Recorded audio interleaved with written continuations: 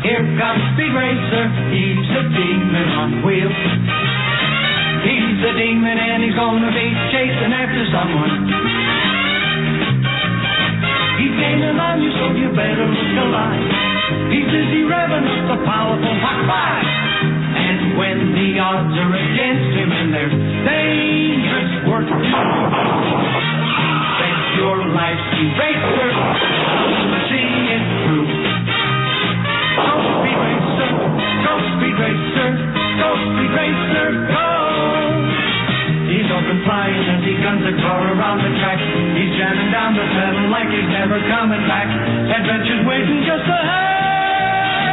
Go Speed Racer, go Speed Racer, go Speed Racer, go!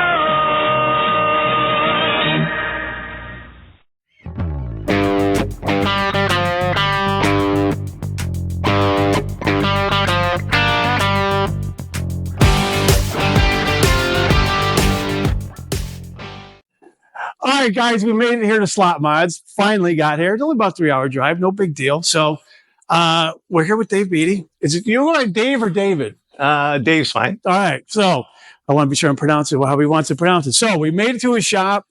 He's up here in Clinton Township in Michigan. So if you ever want to come up here in Michigan or give him a call, shoot him an email, whatnot, say, hey, you want to check out, because he's got a really cool shop. Now, you can't see everything because some stuff's a little bit secret. So, like I said, you come in, you got to see all this cool stuff. But this is the man right here. Good morning. It's really the guy behind all these things. I know you guys have seen a lot of his stuff out there because it's really awesome. So, and what he builds is from scratch, from design in his head, puts it out on the thing. They get it all done. He's got a team here. They do unbelievable work. So they said he'd come in, you know, COVID stuff, before we get into the racetracks, he actually created these. Talk these real quick because these things are really cool. Yeah, well, when COVID started, the orders kind of slowed down, and I'm a big fan of table hockey, being a kid of the 60s and such. So I decided to build my own table hockey game, and it's completely custom, just like our tracks, aluminum billet, you know, legs, wood, Corian, plain surface. And those of you out there who played table hockey, you know this is the Ferrari of any table hockey game. I did a limited edition of these called Former Clients, sold 10 of them. And one day then had to go from prototype to the, oh shit moment, how am I going to make these? So, you know, here they are. And my brother and I have over 1,000 games. And in my private collection, I have over 200 vintage games from 1960. So these are carbon fiber, as you can see all the stuff. So this isn't your chintzy, you know, plastic thing. That's metal. Everything was hand fabricated by Dave when he was doing it during COVID. So this is all put together extremely well. This is really high end. This is the stuff you're buying at Kmart. yeah, For those of you who remember Kmart.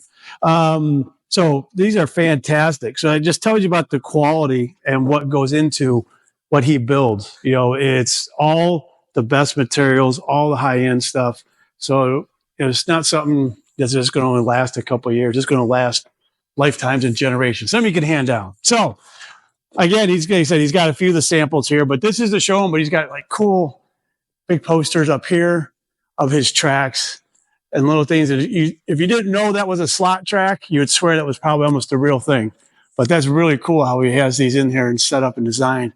And there's a little thing we can show you when we're looking at some of the tracks of how you can actually get some of the drawings and stuff when they actually kind of start storyboarding and getting everything put together on these. So it's really cool. But before we go into that, we're going to check out some of his stuff here in his office because he's got some really cool stuff.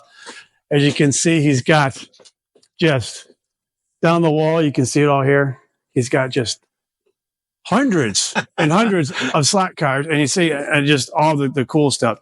Just Porsches, the Ferraris, everything going on there from all different makes and models and everything like that, from just different genres of, you know, racing, from Le Mans, rally, into everything. So it's, you know, you got the beautiful Alfa there. yeah, it's one of my favorites, the Alfa Romeos, and then Motor City Muscle, you know, Corvettes, Camaros, Cougars, you know, some of these cars I've seen out at the historic races, as many other people have. You know, and so it's just a collection of things I like. The gentleman who owns this, and his name is Michael. I've met him, and he has the original, you know. So it's kind of neat through doing the tracks and then getting to meet people who have some of these cars and meeting the racers through the years, starting out with like Zach Brown, Bobby Rahal, and they commissioned tracks early on. But I've been very fortunate that I've forgotten more people than I can remember. But there's been some really great experiences up. But beyond that, working with the private client and taking them on the journey and setting them in the barber chair and once they get a trim and showing them pictures. And it's just a really great process. But as you know, even though I'm in my 50s, not sure how old Dave is, but we're all still just kids at heart. So this is just really kind of tugs at your strings in that in regards to your youth. So absolutely, it's just that you never really grow up; you just get more bills and responsibilities. That's about it. So in here, it's kind of like I like to refer to it as design center. Clients will come in, we'll sit in here, and we'll talk about the images of what they're looking to get, and then we'll have some reference. We like to call them doodles, and it kind of helps them see what I'm seeing. As far as what the track's going to look like. Scenic elements. Here we have the great, Porsche snow scenes where they're skiing behind the cars, which are recreating in the center section of the track. This client is a huge Porsche fan, so there will be a skier jumping over, and we'll get to take a look at this out on the floor. But again, here's an example of, the guy skiing behind the car. And I think Porsche did a commercial recently that kind of showed this in there, the history. And so the Leipzig facility, and we'll be able to see that being built out on the floor. I still do the art cars. I have a GT40 that we'll look at a little bit later that it's under construction.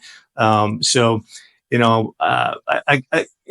sleep well at night. If how can I say it? If I only get 3 hours of sleep, then I know I'm doing my job. Yeah, exactly. So, exactly. It keeps us going. And out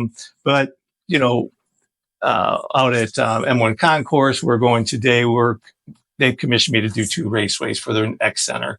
That's going to be, I think, finished in the last quarter of 2025. And it's just going to be phenomenal. And I know you're going to be out there today, and I'm going to be out there as well. But again, the images and stuff that we send to the clients really helps keep them excited and motivated. And it's all just part of the experience. And this is one of the cars we're also creating. And you'll see this today. And it's unpainted shell, getting ready to go into that part of it. So reach out and bug him because he can start selling these things. I already talked to his one design guy, Nick, saying, "Hey, you got an extra one?" Those things, that thing's great. So I saw a second one in the restroom when I used it. So I was like, I know they got more than one, so you can get your hands on it. So anyways, so and moving down. There's Nick. He's Nick. You don't have to hide, man. Say hello. Hi. This here's Nick Moscato. Hello. Nick's been with me for over 11 years, and a lot of the work and sketches that you see, Nick has created. Though we work very closely together from my ideas, and then Nick brings them into reality from my sketches, and then we can go at it like a married couple sometimes. There you go. He's very dedicated, and you'll be able to see some of the artwork that he does, from designing to painting. Just sculpting, just incredible. I know some of you have seen the Joplin Porsche, the replica.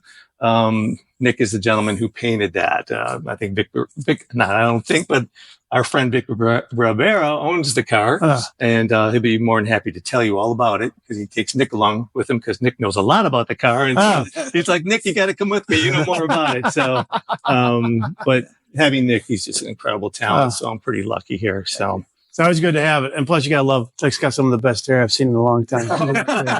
He's older than me. So, and I'm older than you. So, hey. But then there's my office, kind of represents things I like, reference books, some stories, my ego walls where I put up pictures to remind me, like, why am I doing this? And, that was a story I did with Jim Farley early on. And, but, kind of like, I need an office, and this is where I generate quotes and ideas and sketches and just enjoy, a lot of the cars. I'm a big Porsche fan. I collect the 124 scale. I got Ferrari, BMW M1s that we're building a skateboard that's 8 feet long with the actual rims that replicate what can be seen on that car. I collect toys and just, toys. He's got a car here that's signed by Vic Elford. It was actually a gift from old Quick Vic himself. So Yeah. that thing's really sweet. I developed a relationship towards the end, and Vic was great. And I gave him a call one day, and I said, "Hey, can you tell me more about the Monza Bank because I'm building it?" And he said, "Yeah, I remember at the the Armco rail, the yellow rail." He goes, "It was as thin as aluminum foil," and he said it was scary as hell. And so we'd have these hour-long conversations, and it was just fantastic. And he had hundreds of stories to tell. But so between like speaking with him and Derek Bell and just getting their stories to help when I'm building the tracks to kind of infuse what they felt about it. Yeah. And then to get their feedback is really something special. Yeah. Because, it's unfortunately, as we all know, we all age. And a lot of those guys from that great time in the past that we all love to watch, read about, and everything like that, they're all kind of slowly passing away. So getting that stuff down and listening to those stories and getting some cool stuff put together like this is phenomenal, because the generations that come behind us, they won't get to see or talk to these people in person, but they'll live through the story. So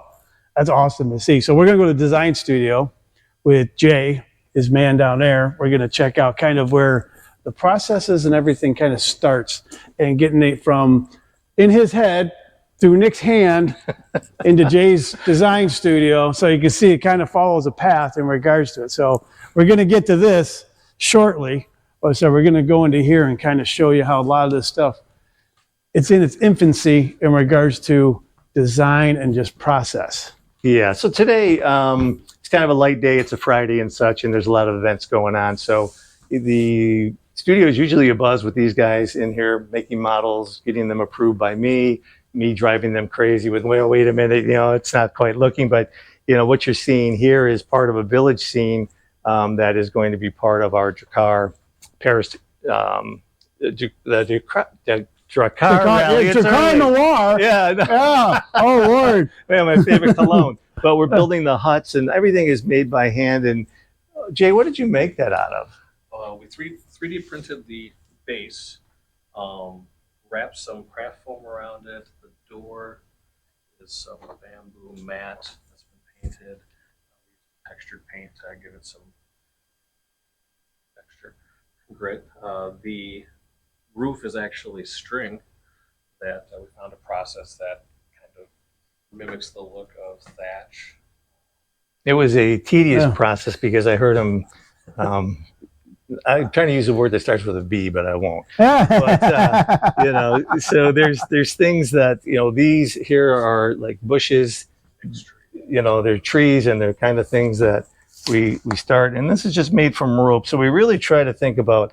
I'm going to use the buzzword repurpose things, but that's what we like about how can we make something. Yeah. And earlier on when I was starting out, I used to walk through Michael's and Joann's and look at things and go, well, what can I make out of that? And Lowe's and things. So a lot of the earlier builds was just made out of kit bashing, things that kind of existed, but I'm going to use the word repurpose. And people didn't know the difference until we started explaining, oh yeah, this is what this was made out of. So, and now we're kind of going into the direction where with the amount of work we're doing, we've gotten laser printers. I've had 3D printers for a while, and it's really helping us get more into the detail, kind of pick up the pace of our production because, just trying to expedite, but not, take away from the quality, because I was really, not into 3D printers and not any of that kind of stuff. I was like, no, we're just going to make this by hand. But it just became like the quality of them kind of matched what I wanted to see because I didn't feel it was quite there.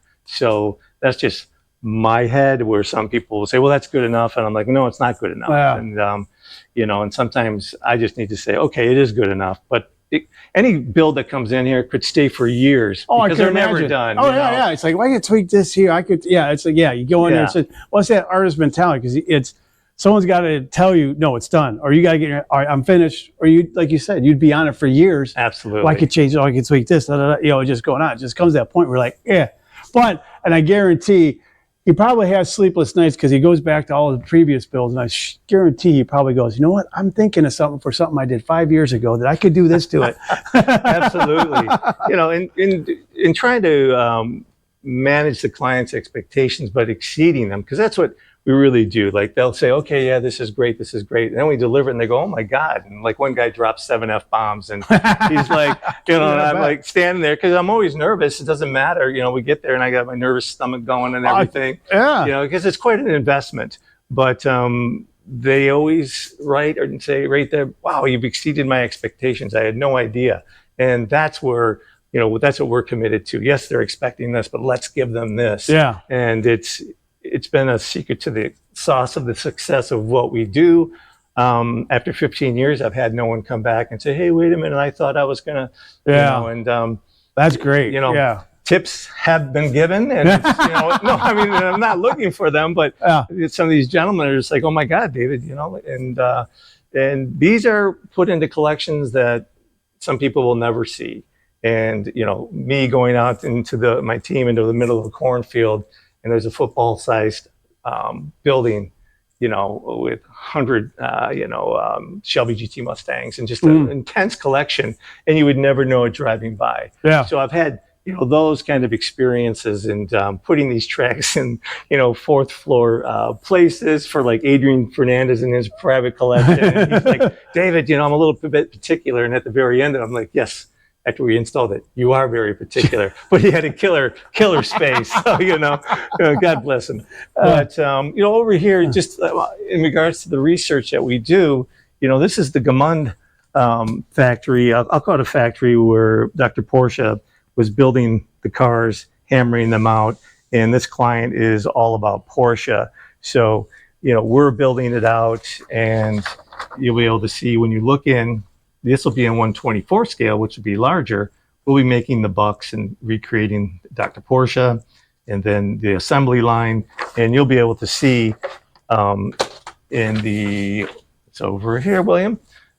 This is the early stage of it, but you'll be able to see through the back and see all the Gamunds here in the box, Dr. Porsche in the mini factory. But from the outside, it'll look around one side. You'll be able to, I'm sorry. He's getting a phone call and he goes over the loudspeaker, so there's no way he's going to miss it. So if you got to take the call, go ahead. I'll chat. So those of you who know your Porsches, you know that it's a special Porsche when they say a Gamund Porsche, because that's one of the first ones that were built by Dr. Porsche in his Gamund. You call it a factory. It's a barn. You can see it wasn't all that big. So there weren't very many of these built, but they usually bring a very hefty premium when you say Gamund Porsche. Those are ours. Things. So this will be the history of it. Like I said, when we get over here, you'll see what he's putting together for this client. I'll send Jay right now. This is going to be the ones where, this will be the only time you probably ever get to see this, how it is. Because once it gets to the customer, it's going to be behind the doors, and he's a very private person. So if you know what your Gamund Porsche is, he's saying factory, that's just a barn. So, I'm back. Yeah, so, and it said, there weren't many of those built. So like I said, you can see them. They bring a big old premium. Mr. Jerry Seinfeld's got a couple of them, I know, and he's very, very proud of them, because as you can see from what was there and what they had, very, very, archaic. I mean, I don't know what the word would be. I mean, just all manual, all hand done. I mean, just unbelievable. Yeah, and what I can show you, and sorry about the phone call. No worries. We have all these tracks here that you see, and this is kind of our clean room. Once the tracks and the bases are built and the foam is carved, we bring them in here and we really start to develop them from the ground up. As far as the scenic elements, carving, painting, this is a Porsche, the Austrian Winter Rally track. The client has seen just a few pictures of this, but he's very private and he's not on social media, but I'm not going to mention his name. So what you see in here are all three of his tracks. And one guy's getting all three of these. So that kind of tells you the size and scope of what this gentleman has facility-wise in regards to where else cars are at. So and it's still being built. Yeah, we're trying to maintain with his groundbreaking. But so when we're proposing, and the clients will come in and they'll fly in and we'll spend a day with them, we'll walk through what they can expect for us to build. And this one, this is something kind of different, and it's kind of fun. And I want to put like the abominable snowman on it from Rudolph, just kind of, have fun with it. But, for grandkids and young people alike, it will really enjoy this. And so his thought was have there's two smaller tracks for people to kind of race on and earn their right to race on the large one. Yeah, because it's cool is you're going to have the contrast, because we'll get down there in a minute, but she's got the Dakar one down there, so you got your desert, Then you kind of got your middle kind of here. It's fall, autumn thing, and then you got winter. So, but what's cool also on this one, although everyone knows the famous, see if we got it on the photo here. Well, we got the ski jumps going to happen too over the cars. They're going to have that on there, which is unbelievable. It's going to be down over there. We can look at it up there as well. But then he's got it where they used to do those ski races, and I think some maniacs still do it to this day, is they'll be getting pulled behind right here on this little portion of it. So that's going to be really cool. You have a 356? Is that what it's going to be? Yes. Not that one. No, come on. But he's going to have a 356 toting the skier around.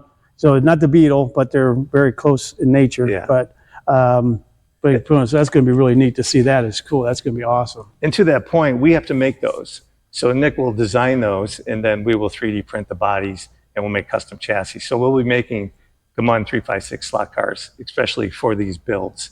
So we can't go get them off the shelf. So we try to capture from what the client is going to get and what he sees, and then we have to go in to recreate them. So it's not just building the track and saying, okay, here's some cars that we can get off the shelf. We have to go deeper into it. For the Lingato Fiat factory that some of you may have seen, we did over 150 little 1/43 Fiats, that we had to design and print and get these chassis. So we go deep, and that's, we like the challenge, it's just the way it is. And, the hand painted, the quality of what this looks like, it's, I don't know, I can see Rudolph running across it or something. Yeah. It's all about the racing experience, handmade trees, just the amount of detail that goes into it in the hours. And that's where a lot of, the price is driven, is the amount of time and labor, materials, but it's, the design time, my emotional time of getting to that point of, am I happy? Is he going to be happy? And it's got to be different from the next one to the next one. So, it's fun. Yeah. And it's not just bolting something together. That's where the thing is, what he was saying is, this is designed from scratch and hand built, handmade, hand cut, hand sanded, everything painted, the whole 9 yards. So like I said, it's not like he's just bolting together an erector set here. This is all done by hand. So you can see where the cost starts getting involved in it. Just materials and everything alone, this foam that he starts with this big, huge block with is very expensive. Then you're starting whittling away. It's kind of the essence where you're doing, solid aluminum rims. You're starting with that huge block of solid aluminum, and you're taking away 70% of it. So, you have that aspect of it. So it's just, that's where you start seeing where this cost is on these. So when we're carving them, we're not looking at a picture of, we know what mountains look like, but it's more of what's in our head. And, Nick and I will work closely together and we'll carve these, and I'll just say, okay, leave me alone. And sometimes they'll just be like, it won't even, the track will be kind of, to the point where the scenic elements have to come on. And like it's like we go to the cupboard and we have the scenic elements that we made, and I'll come in on the weekend and I'll just start doing my thing with the music going, and the guys will come in on Monday and say, whoa. What? Yeah. I was just in my groove, you know, and it's just, handling the business side of it, which was quite a lesson, but I'm well into it, but you really got to pay attention to that as well. But when I get to really be free to do what I love to do, we get Dave wants his me time. Yeah, my me time. But again, as you were mentioning with the rally and the skiers, behind, we made ours a little bit more dramatic with the hill climbs and such. But, this is what will be happening in this center part of the track. And so, and just, it'll have all the signs and the banners. But, and you go from the technical drawings, which with Nick, and we figure out all the elevations. And so we're not just throwing wood down and going, okay, this looks good. Yeah. It's really thought out ahead of time. And so when we design it, the slots work. This has got crossovers on it. And then, you can see, you get down to the elevations on each side. You can see the height coming down. So you got your angle to it. So it's got the banking. So your inside's 8, outside's 10. So you got that type of banking. So as you can see, it's, to his point, it's not just slapped together. This looks good. No, there's all calculations, everything, because I would assume you also got to take into consideration the speed of what the car's going to, because you don't want the thing just flying off going, correct, at a crawl. So it's got to have that aspect of it too. Nice entries into the turns and such. Try to make it as gradual and not difficult that anyone can enjoy it. But I put the crossovers in because people really enjoy crashing and laughing and stuff, you know. And so it kind of kids will be kids. Yeah, you know. So they're kind of racing, you know, towards it. And so this everything on this wall is all Porsche themed, you know. Peter Porsche's boathouse, which we recreated, and it's over there. This will be the first track with an actual lake and a working stream, and you know I will show you that as well. And then we have the famous. I'm gonna call it the famous Hotel Belvedere. Yeah, everyone should know what that is. If you can't really visualize from that, you'll see it over there, right there. But everyone should know what that is because that's a phenomenal road to drive on where that's at. Yeah, and we got Matterhorn Ridge. So the center track we're going to show you is really based on Europe, and it's all about his travels through Europe. You know, my wife, who can speak multi languages, was trying to tell me how to say this. The Hornley Hut. We call it. You know, it's like it looks like the Horny Hut. Yeah. But you know, be politically correct. You know, whatever. But so you know, here's the hotel, the Belvedere Hotel. So you should know what this is. And we'll recreate this, and this is the Horn Hoot with Zermatt in the background, and the client has stayed there, and so we'll be able to see, you know, these churches and these things that we keep creating. As you spoke about the Gammon Center, here's the sketches showing the back open that you'll be able to look in from the back and see Dr. Porsche and they're working. So this kind of shows the layout as we're on the back of the track, and you know the Belvedere's way up there. Yeah. So you know, every inch of the track gets something done to it. You know, everything is thought out in detail, and so what we have here is what's going to be represented in that rendering. What's cool is that the client requested that he's going to get them framed. All these, yes. The drawings, everything, showing the process, everything, which I think is really cool because then you can, you know, you get into the whole story behind it. Because I think when someone sees the process and everything to it, it just really elevates everything on it. Because you're like, whoa, you know, and it's like, and again, it gives people that sense because as we all know, it's more about visualization than reading something. And you see that picture, and you see everything done, scheduled to start. Okay, here's where the thought was and the idea and the process. I think it's really cool to do that. Yeah, and when we're sitting down and we're in the development stage, it can take anywhere from 5 to 7 weeks to, you know, do the ideation of, okay, what do we want to do, and what does he think about this? And some clients just say, hey, I don't have time. This is what I like, and then we move forward, and they're like, wow, never expected this. This client is more specific because he has been to all these places and continues to visit them. And he's a wonderful gentleman, and he's like, okay, you guys, I don't need to see anything. I trust you. Not that he never did, but you know, he's particular, which is fine. I get it. So, you know, as we, you know, move down, we're going to be building the Porsche compound, I'll call it, Ferdinand's resting place, which is on the property. So, you know, again, we go and Google Earth and try to find, you know, as much information as we can. This track will have handmade little flowers and such, and there will be sheep. And so it kind of goes to, okay, the track is done, the buildings are in place, and then we start layering the topography, you know, like making the pizza or the cake, you know, all the get your spices base and stuff. And, you know, I'm going to try to say this the right way. The Leipzig Center over there in Germany, we're recreating that as well. That's it in the cardboard mock-up. You will be able to look into the building and see people, engineers, and you'll be able to see cars down in the lobby. I've never been there myself, so some people may say, what do you mean there's no cars in the lobby? But I think there are. And so again, the client gets to see a rendering and says, wow, all right, this makes sense. Yeah. You know, signed by the artist, Nick Moscato, who you met earlier. Yeah. And so it's all about the experience, you know, about getting the visuals in their head, getting the visual in our, and then we do the job kickoff, and then we just start rolling things out in phases. Here we have a Porsche to Dakar rally.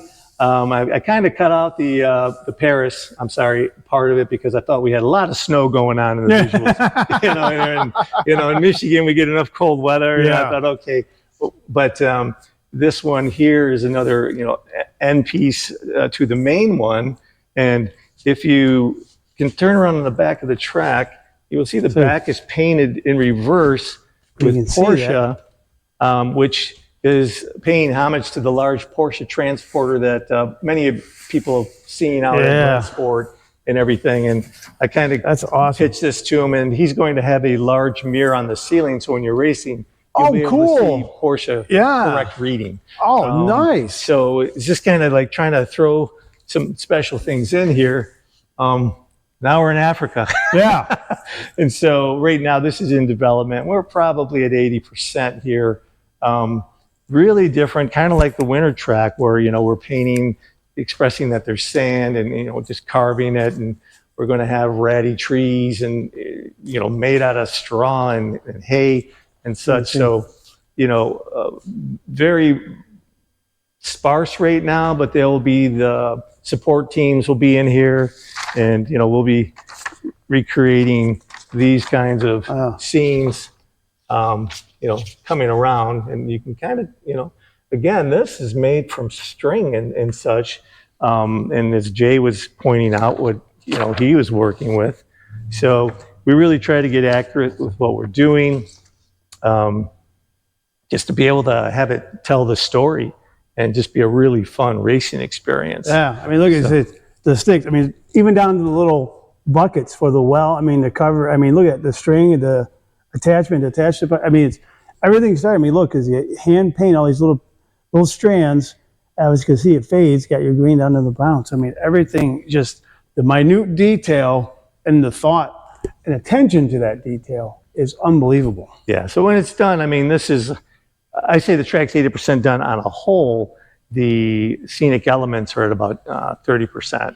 So this thing's still going to get more sand on it and just some leadwood fences, maybe a little pride of lion, if that's the right way to describe them and such. And, you know, there was a great movie we watched as kids called Zulu Dawn. I don't know if you've ever seen it. Yeah. And so I thought, oh, we got to have a bunch of British camp here. You know, it's an outpost. But yeah, so it's you know, it's a super cool track. And you know, early on, this would have been considered one of my mega tracks because this is a big track. Yeah, it's a decent size, yeah. But, you know, if you visit the site, www.slopmods.com, you'll be able to see some of our other builds that are truly, you know, mega track. And what we're about to look at is truly what we call our mega tracks. This here is 26 by 14 feet deep. And what this represents is a driving through Europe from the Porsche family compound, you know, going around to where Peter Porsche's boathouse is going to be. So you can see right here. This is where that instant of water comes into play that is going to be a first on one of these tracks. Yeah, so this, here we go with a house that'll overhang, just like his house in real life, the boathouse that is. Yeah. And there'll also be, Porsche did a collaboration with a boat company, and I'm forgetting the name of the boat, but we'll be recreating that boat.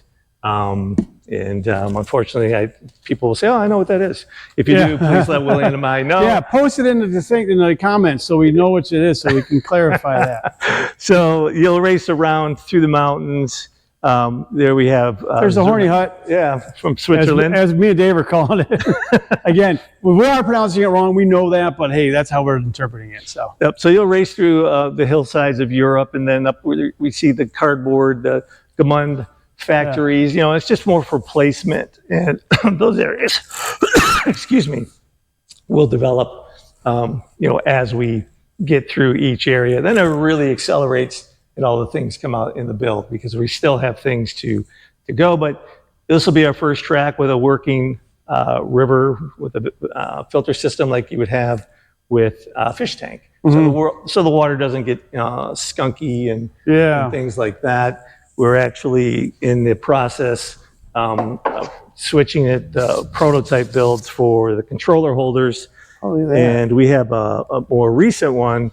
We can show you that these are cut out. LED lights will shine through the bottom in red, and then, you know, the numbers will go. So this was the first, design, but it has changed from this. But I just thought I'd show it.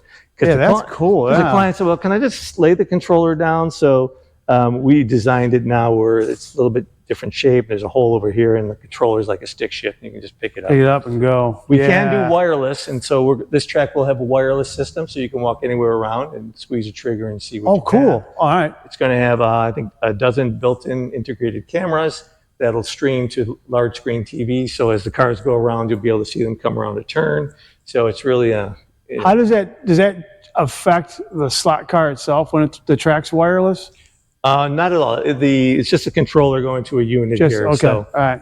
I mean, it's analog. It's digital technology, but you can use it to run analog cars. So a gentleman with slot cars has, come up with that, and is just and he makes wonderful slot cars. Wow. So yeah, so this is what we have going on here. And a little while later, I'll take you over to our other studio where we, I think you'll be surprised to see what we have going on there. We try to support, there's our wall of just a few of our clients that we're proud to have worked with Mercedes, Martini. And the eagle eye people can see, yes, he has a ton of old school tabletop games up there. Yes, he does. He's keeping those hidden to himself. And you can see the pagoda there from Indy, as well. So yeah, he's got a lot of cool stuff. That pagoda was, we mocked that up for Tony George for the 500 Automotive Group, because we did a track for them down in Indy. Oh, really? Oh, cool. Yeah, Jeff Smith. And so we had that set so we could see okay, what's it look like? And then we go on and we build the actual one. Mm-hmm. So we'll build things, out of cardboard, and then we'll go from there and then, start building it up to really flesh it out. Now, I had it even bigger. And the client came in and go, "That's too big." I said, "No, but it looks cool." Well, what will this end up eventually being made out of for the permanent structure? It'll be made out of plastic, mostly plastic and glass, see-through glass and things like that, aluminum. Those kind of, model kit materials that we would do. Being it's modern, it's going to be, plastic. The barns and everything, that building's made out of wood. This is plastic with a base, and then we start to layer it with wood. So everything will have more of a natural finish to it. And then even with the painting, it'll look like aluminum and girders and little, nuts and bolts. So there is a lot that goes into it. And even what you're seeing with the mountain and everything, there's still layers of patina that I would call before it goes out. So everything, when you look at it, has it's like a painting, it's not too bright of colors and everything, but everything kind of makes sense. Okay, as usual, the battery got too hot, so we switched our batteries. So to continue where we were at, discussing about fabrication and all this, and as he was talking about just, there's so many layers involved with these pieces. I mean, also you got to look at the bases on these things. You got everything underneath as well that's got to operate this. So, I mean, what you're seeing on top, there's a lot still also going underneath it as well. Yeah, and with the brushed aluminum and the rivets, the inspiration, comes from the early cars. And my brother worked, he was on McLaren, 70, 71, the Can-Am team. And so there's a story where he was coming from Road America, and they had Peter Revson's car on the back of the truck, and it was underneath the tarp, very loosely tied. And so we were looking at it, and I think I was 10, and we were like, it was really super cool. But they had pit bikes in there, and that's all we wanted because we had an acre of land. Yeah. And my brother was like, "Hey, what are you doing?" And so we ended up getting a bunch of the used, burned out tires from that race, and we had them stacked in the garage, and we used to roll them around in there. And my brother was off going to the races, and because McLaren had their place here in Livonia, Michigan. Mm-hmm. So some of the older gentlemen, my brother's name was Leo Beattie, and Alan Anderson, they worked with McLaren and such like that. So it was kind of a cool experience to be watching the Indy 500, because then he went on to work with the Indy cars. I'm forgetting the driver's name who drove, but it'll come back to me. But anyway, one day my dad said, "We got to clean the garage. I want those tires down to the road." And I can remember rolling them down to the road and stacking them. And now I wish. Yeah, now you had them. Like, oh my God, we had these. But these are more like the tubs, of the cars, the insides and things. So that's kind of the inspiration of that. The inlaid steel pegs around the trim. That's kind of goes back to like Jag steering wheels and things like that. So, there's a lot of inspiration that comes from old things that I've seen, and that's 100-year-old barnwood on the base of that track. You know, so it just kind of goes, and 76. I just collect things that are kind of fun. Yeah. And make it a really good environment, and for creative purposes. Oh, definitely. But as far as people probably say, well, as far as manufacturing, well, this wall here, number 20, Steve McQueen. A big influence. I had this done many, many years ago. Two of my guys painted it on there for me, so I kind of like it. Yeah. He's got an original movie release thing for it on his wall over here that someone gave to him a while back, which is really cool. Yeah, they stole it out of the lobby. Yeah. He was an usher there. But back, as far as our facility, where we make, our Armco, today is Friday. It's a light day. Guys are off. But this is made out of aluminum. We roll form it.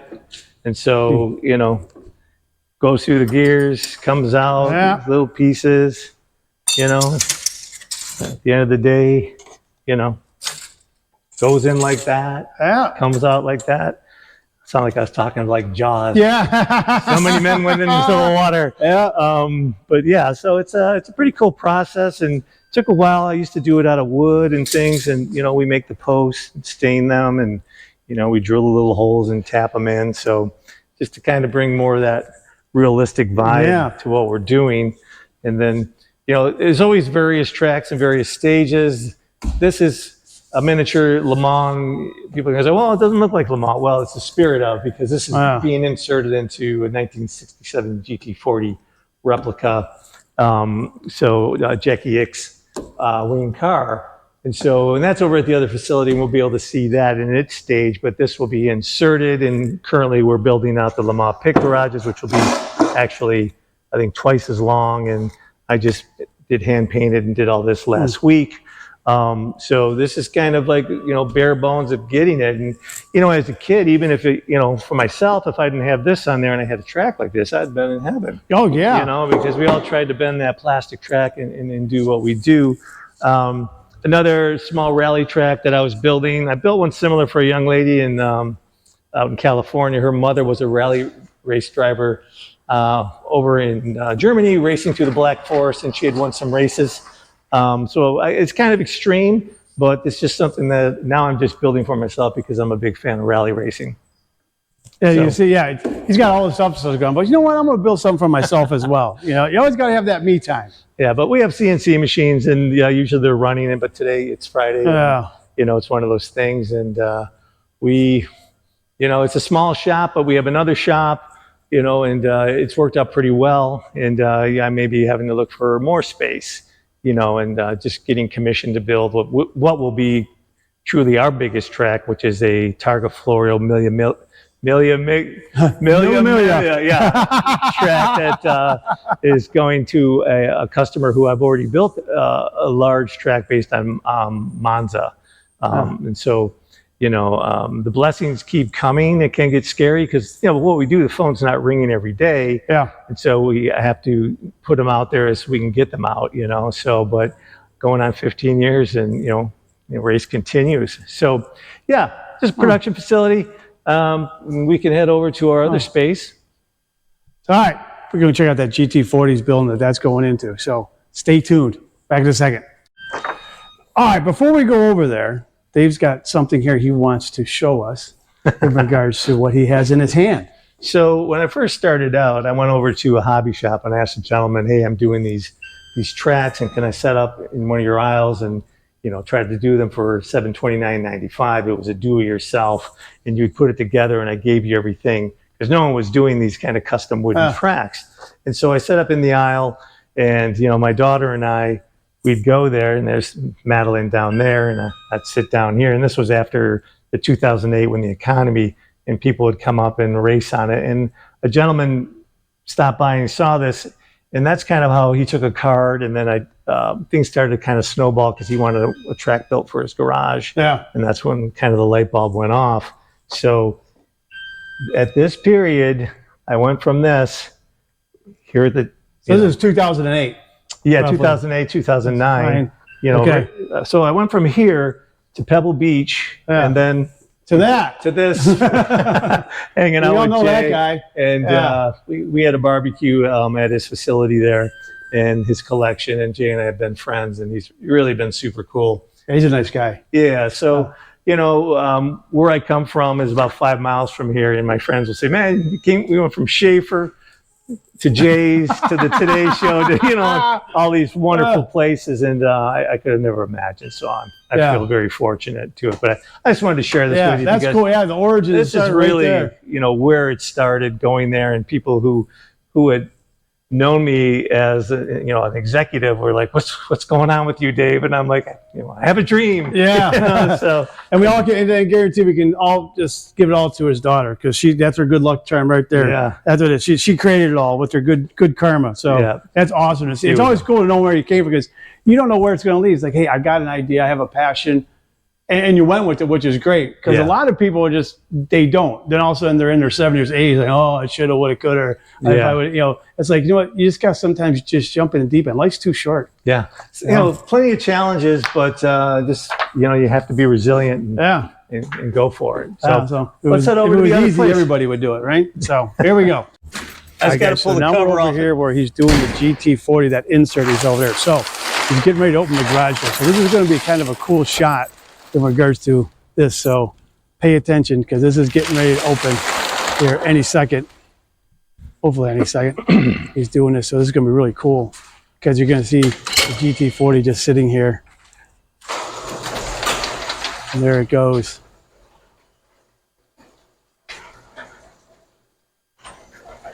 And there you have it. So that is a legit GT40 body shell. That's a legit fiberglass GT40 shell. Not from back then, but recreated. But that's fiberglass, everything. That could be built into an actual car. Yes, if someone wanted to. Yep. So right now we're it's getting ready for second coat of primer. Been wet sanding it. Unfortunately, I can't show you the operation of pulling the door handle, in which here this will actually clamshell open. And where will that cut be as? Is it just a door? Right here. It's right here.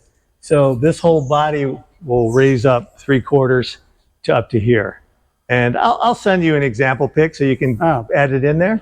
So it'll have the windows, it'll have the miniature Lamals in it, and it's got the BRM rims. Just as the car was shown, we're going to do it in a weathered finish, like at the end of the race. Right. So cool. It'll look, there's enough, I think, repops or remade replicas that are super clean and everything, which are beautiful. But as an artist, I wanted to really have this thing look weather worn, and so when people that's cool. Yeah, walk into a gentleman's garage. So we're close. This is one of those just in time for Christmas, for the gentleman, and it's an exciting project. It's different. I sometimes I go, why do I get myself into these things? But they're legacy pieces, and it's just. So compared to, say, like that larger one or the one we saw, where it has to get dismantled into sections to transport. Right. So is this going to be easier just because you just wheel it onto a trailer and wheel it off? Absolutely. So this handle here is is the steering wheel, which will get cut back and you'll be able to take it off. But this will be able to just roll it around in and out and put it in a car hauler, and it'll make my life much easier. Easy, yeah. Yeah. So space-wise, we've got a lot going on, from the GT40 here to current tracks that are under construction, going all over the country. That one's going to Palm Springs. This one is one of 2 tracks for the M1 Experience Center. Okay. So these 2 here are the ones. All right. So we have these. The client has seen these, so it's okay to show them. These will start to develop with a little bit more carving, the topography, the painting of the tracks. This is kind of a base color paint that I like to do, and then I come back through and make it look more like concrete, old, and cracks and skid marks. So it always starts with the foundation. So this is kind of, this breaks into, I think, 4 or 5 sections, and they're modular sections, and that's how we ship them, and we can install them into a gentleman's space. You know, a lot of these are going into car collections and car garages. Yeah. And these are on the big side, you know, but we can do tracks like I showed you, you know, into car and those, which are a nicer little size like a car, and you can move them around and such. Yeah. So, you know, this one here, which is really, I really love some of these things. Like this is based on Monza. So the banking's super extreme, but we're trying to jam a lot into it. And this one's going to feature Monza. It's going to feature Enzo Ferrari's house. Oh, cool. Yeah, right here. Yeah, there's this little footprint there. We're going to have, you know, a Le Mans pit area here. And Target, I'm sorry, I'm getting ahead of you there. That's all right. But there's going to be, this is kind of a quick picture here. Now, this is something we send to the client, but we got Enzo's house here, Targa Florio section here. Some of those Monza towers that you see in the movie, they're up in the air. So it's really kind of, you know, then we come down into the Ford chicane, we come back to Le Mans, and then we're just kind of winding up through the, you know, the S's at there, and then the Martini barn. But we're not showing everything on here that's going to, you know, populate the track. So, you know, it's just kind of cool. You know, we got, you know, we go from our engineering prints and showing how it's going to fit in the client's space. And that's really cool because it gives them that they can actually, again, visualize, oh, that's how it's not just a flat 2D, it's 3D. It really gives you that really kind of thing that you can picture in your head. So, you know, our guys are usually working in here, and these are ready to go into the painting of the track surfaces, skid marks, road cracks, and then they'll get pulled apart for all the braiding and tape that make the cars run, all the electrical work, all the operating systems that go under the track. So, you know, there's just many projects going on. This is a base, and then you can see the construction. You know, I feel it's important to have these things at this kind of grade. So, you know, it'll stand up, it'll travel, and it'll last, and, you know, rolls around. And this is for a current project that we're doing. Unfortunately, I can't mention the client's name, but if you're in the Phoenix area and the weekend of October 8th, you can go race on this track. There you go. But one of the projects we were working on for Hot Wheels, and this track I've been featuring that it's available. I believe it currently isn't, but just some of the props, that artwork that we're capable of doing from going from one extreme, you know, to, you know, a Hot Wheels themed track. And currently we have one of these over in Abu Dhabi at the Mission Play inside of a luxury mall, the Galleria Mall. So, so if you're over there, you can go in and race on it. And it's just a really cool experience. This here, I mentioned the skateboards. This is actually for a client, a repeat client. I've done tracks, I've done full wall dioramas. And if any of you know the gentleman Paul Portis out at Thermal Raceway, he'd be more than happy to show you his racetrack. He's got a couple killer Singer Porsches. And Paul, please don't be upset with me. He's a big BMW fan, so this is a skateboard that we made for him. We actually have the trucks for it, and also the wheels are going to mimic his BMW M1 Pro car with the brake. You can see the brake calipers. You can see the disc for the wind to get through. And I'm misquoting a lot of things here. It'll have the BMW stripes. It's based on the Pro Car series when they were racing at with Niki Lauda. 81, 83, I believe it was. Monaco, and just a super cool car. And so this is what it's going to be. LED lights. This is a bench, but the wheels will be able to move if you want to. I wouldn't suggest that, but it's just kind of a cool feature. So, Paul called me. He's like, "Hey, Dave, what else you got? Come up with something else for me." And I noticed that he had a few little skateboards that he was collecting. And I said, "Okay, I'm gonna take that." I got something. I got an idea for you. Yeah. So that's gonna be neat. He liked it. We had done a custom ping pong table for him, painted with his M1 car on it, acrylic deck, carbon fiber paddles. Just super cool because he loved ping pong. So I almost forgot how many projects. So through what we do, what we can imagine, we're not just limited to doing something, a slot car track, for a gentleman's space. we have these other ideas that I look at a wall and say, hey, you ever think of this? So I try not to do too much of that because, start going down too many rabbit holes. Slot car tracks are the main thrust of what we do. And these will be out of here. And then, again, we have other ones in the queue, but we try to make them all a little bit different. And, it's just, it's fun. Well, it's really cool what you guys do. That's for sure. I really appreciate you taking the time to show us around because, absolutely. I mean, getting to see how the whole process works really tells you and gives you that depth in regards to the value here and what's involved and everything with these. So it's just spectacular. And, it's great that you were able to see some get displayed in places where you can see it. Others, obviously, hey, the owner just, hey, it's mine, it's fine. They paid for it, they can do what they want. So, but keep an eye out because these are going to be at M1 towards the end of 2025. So when you get up to M1 next time, check them out. This is where they kind of were birthed. So you see it. So, but again, Mr. Beattie, we'll appreciate it. Thank you so much. And we're going to see him later tonight at M1 more than likely. So appreciate it and keep your eye out for this thing too. So, but remember, hit that like and subscribe button, share it, everything like that. And check out all the links that are going to be down in the description because I got a few that I'm going to put in there for kind of touching on everything that we walked around and Dave mentioned here too as well. So appreciate it, guys. More to come.